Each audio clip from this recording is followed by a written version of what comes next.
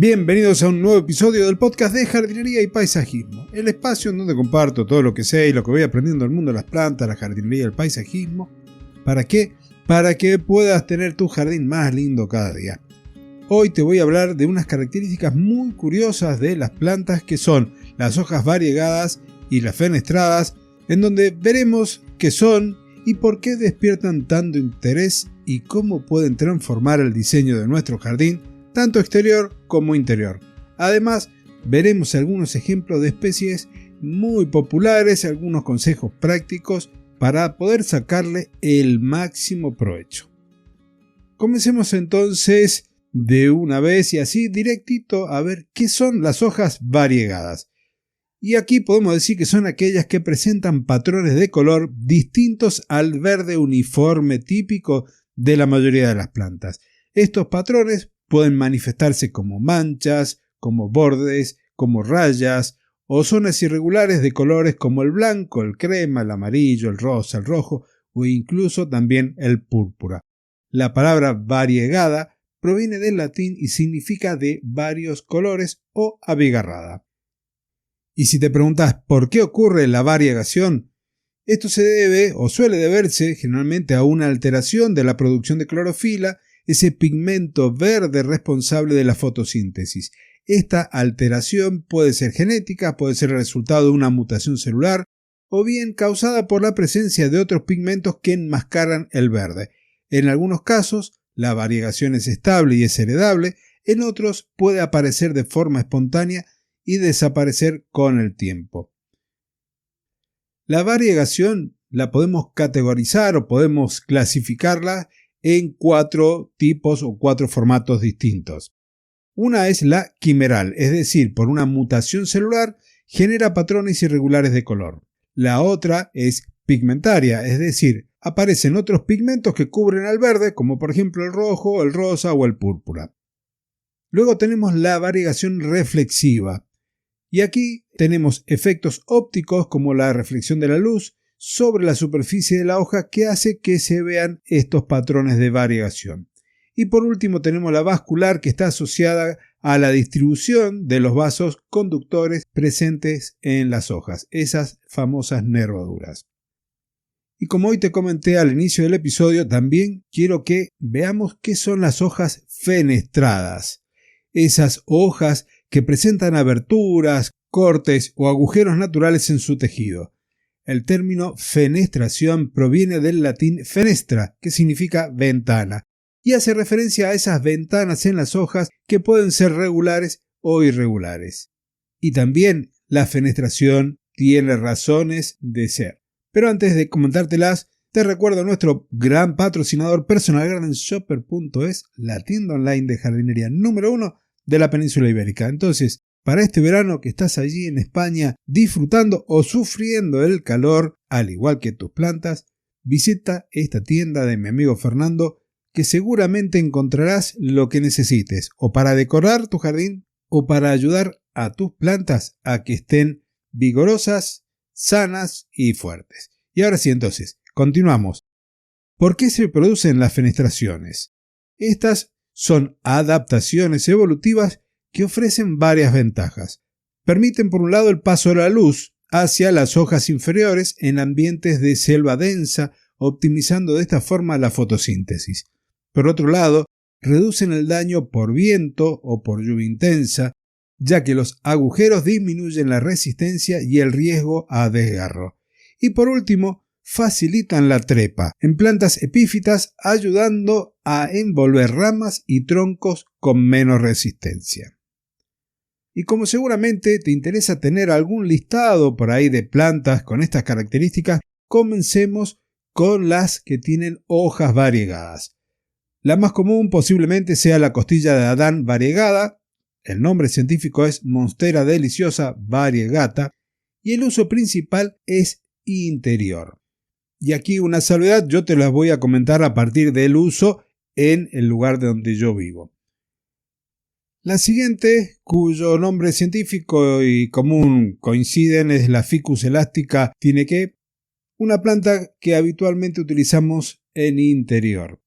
Una que puede ser empleada en interior y en exterior, es la Sansevieria variegada, de nombre científico Sansevieria trifasciata, y que si la vas a cultivar en el interior de tu casa la podrías acompañar con un Philodendron Birkin, con un Coriandeum variegatum, que es el crotón. También podría llegar a acompañarlo con una Calathea o por ejemplo con una Oxalis triangularis. Y en cuanto a las plantas con hojas fenestradas, es decir, esas hojas con agujeros, volvemos a tener como ejemplo a la costilla de Adán, a la monstera deliciosa, que podrías usar tanto de interior como de exterior, la Monstera adansoni, de nombre científico exactamente igual, que sí se emplea más en interior, en donde tenés otra hermanita, la Monstera acuminata, también para utilizar en interior.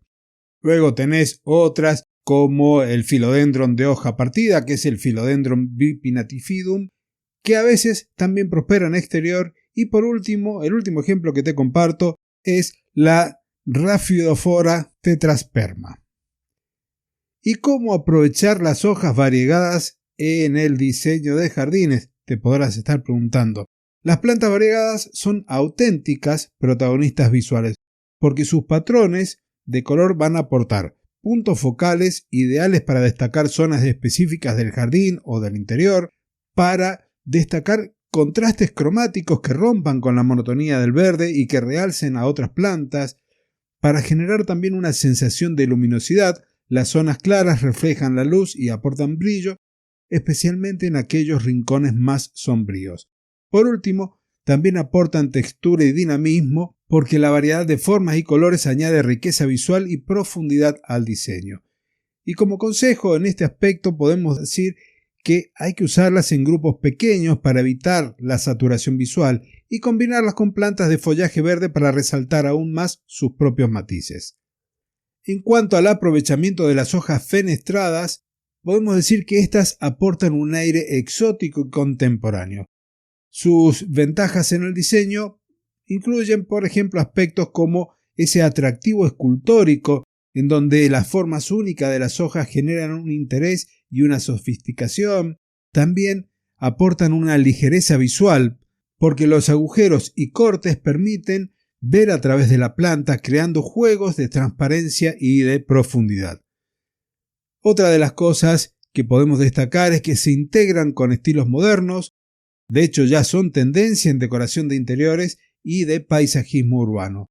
Y por último, en cuanto a su funcionalidad, en exteriores permiten el paso del viento y de la luz, siendo ideales para zonas ventosas o con sombra parcial.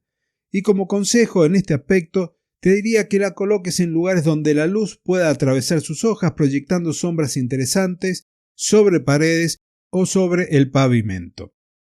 En cuanto a la última parte de este episodio, te podría decir que hay cuidados básicos y recomendaciones a tener presente, como por ejemplo, en el caso de las plantas con hojas variegadas, suelen necesitar más luz indirecta que las plantas verdes, ya que tienen menos clorofila. Entonces, habría que evitar el sol directo para no quemar las zonas claras, y además van a requerir de un riego moderado y ambientes protegidos a los cambios bruscos de temperatura.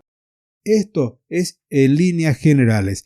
Hay plantas que están adaptadas a condiciones de pleno sol, a condiciones más bien de clima mediterráneo, que tienen hojas variegadas, pero en líneas generales podemos tener esta recomendación como un dato a considerar.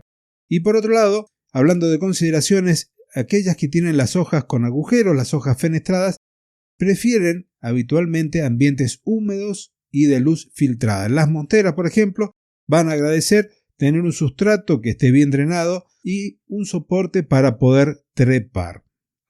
Entonces, con esto, estoy terminando el episodio de hoy.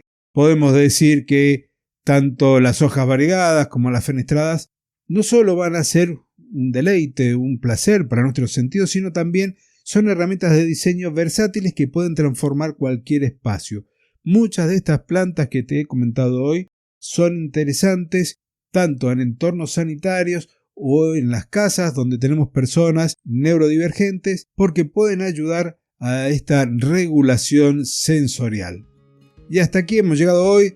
Si te gustaría que profundice en algún aspecto como la propagación de estas especies o las tendencias actuales en el paisajismo, escribime y después lo voy a incluir en alguno de los próximos episodios. Por otro lado, si querés colaborar con este podcast, recordá que podés hacerlo a través de la compra de alguno de mis libros. Te voy a dejar los enlaces en las notas del episodio. Con esto me despido. Espero encontrarte la próxima semana en un nuevo episodio de este podcast, tu podcast de jardinería y paisajismo. Hasta entonces y muchísimas gracias.